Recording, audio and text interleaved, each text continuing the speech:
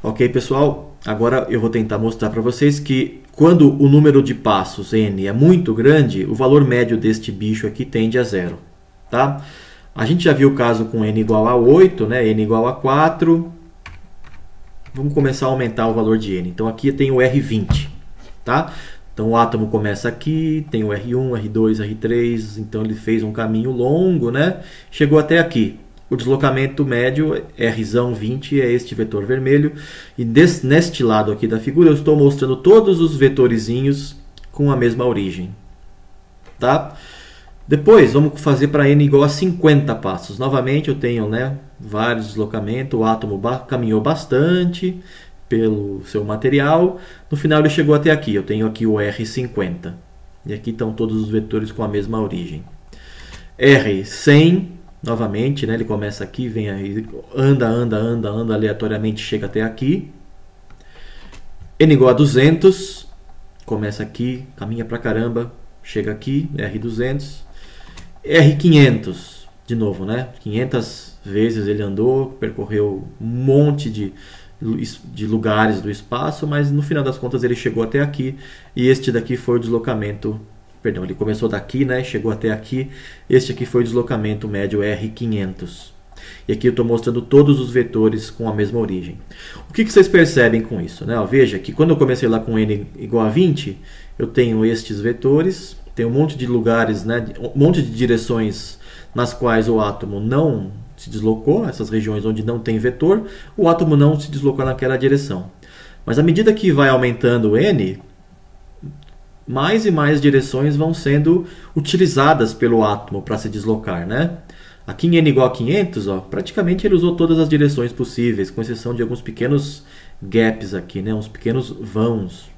Mas se você aumentar para 1000, 2000, 1 milhão, etc., 1 bilhão, 10 a 8, como é a frequência de salto, né, por segundo, praticamente o átomo vai ter usado todas as direções possíveis da sua rede, né, ou do seu material. É este o motivo pelo qual esta soma tende a zero no valor médio, tá? Para o n tendendo a infinito. Este é o motivo, porque veja, esta soma é uma soma de vários produtos escalares, de Ri escalar RJ. Né? Então, por exemplo, aqui eu tenho Ri, aqui eu tenho RJ. Nesta soma também vai ter um vetor com Ri vezes um outro vetor que é basicamente o menos RJ, porque todas as direções aqui praticamente existem. Né? O átomo se deslocou praticamente em todas as direções, né? Quando o n tende a infinito.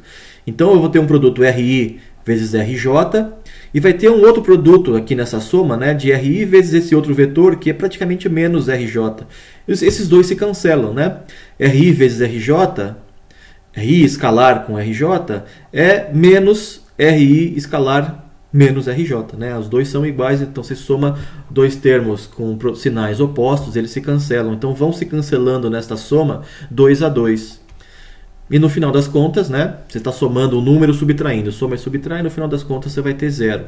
Isso só vale quando n tende a infinito, quando o átomo realmente usa todas as direções possíveis, ou quase todas as direções possíveis, né, para esse número n muito, muito grande. Então, com isso, a gente descobre que realmente essa expressão aqui, que a gente viu no último vídeo, é válida. Né? O deslocamento médio quadrático é o número de saltos vezes o deslocamento que o átomo dá a cada salto, o valor médio do deslocamento por salto ao quadrado.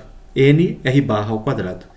Este daqui é o valor do deslocamento médio. Então, esse R20 aqui seria R20 ao quadrado, né? O módulo deste vetor é R20. R20 ao quadrado é 20 vezes o valor médio de cada um, né? A média dos segmentos que o átomo percorreu de cada vez. Né? Então, você tem aqui um R1, R2, R3.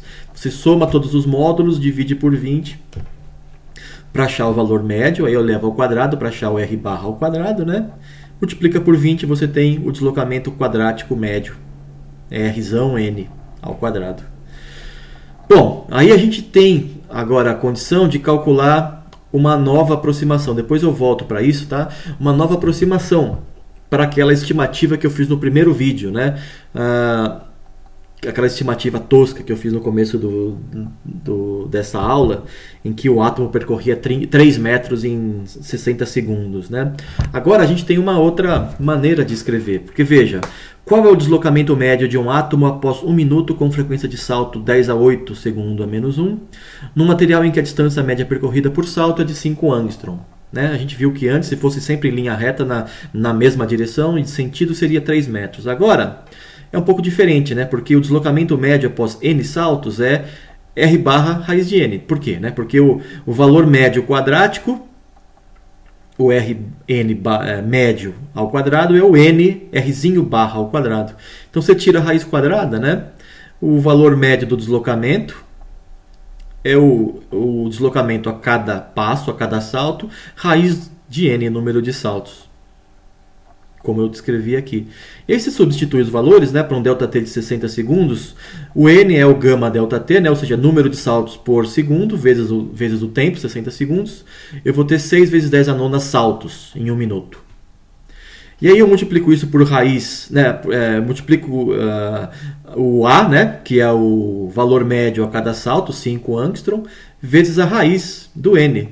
Fazendo as contas, você vai descobrir que é 3,9 vezes 10 a menos 5 metros, ou 39 microns.